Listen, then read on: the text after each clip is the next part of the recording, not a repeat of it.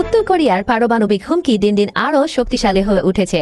দেশটির সক্ষমতা এখন এমন পর্যায়ে পৌঁছেছে যে প্রতি বছর 10 থেকে 20টি পারমাণবিক অস্ত্র তৈরি করা সম্ভব, যা আন্তর্জাতিক শান্তির জন্য বড় ধরনের উদ্বেগের কারণ। স্টকহোম ইন্টারন্যাশনাল পিস রিসার্চ ইনস্টিটিউটের তথ্য অনুযায়ী উত্তর কোরিয়ার হাতে বর্তমানে আনুমানবিক 50টি পারমাণবিক ওয়ারহেড রয়েছে এবং আরও 40টি পারমাণবিক বোমা তৈরির জন্য কাঁচামাল প্রস্তুত করা আছে।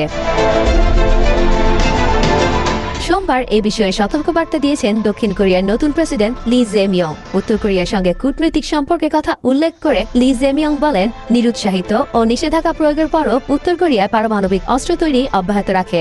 গত 3 থেকে 4 বছরে উত্তর কোরিয়ার পারমাণবিক অস্ত্রের সংখ্যা তুলনামূলকভাবে বৃদ্ধি পেয়েছে। এদিকে চলতি বছর কিমের সঙ্গে বৈঠক করার ইচ্ছা প্রকাশ করেছেন যুক্তরাষ্ট্রের প্রেসিডেন্ট ডোনাল্ড ট্রাম্প। পাশাপাশি দক্ষিণ কোরিয়ার সঙ্গে বাণিজ্য আলোচনা এবং পারমাণবিক স্থিতিশীলতা নিয়ে যৌথ প্রচেষ্টার প্রস্তুতিও নিচ্ছেন বলে জানান মার্কিন প্রেসিডেন্ট।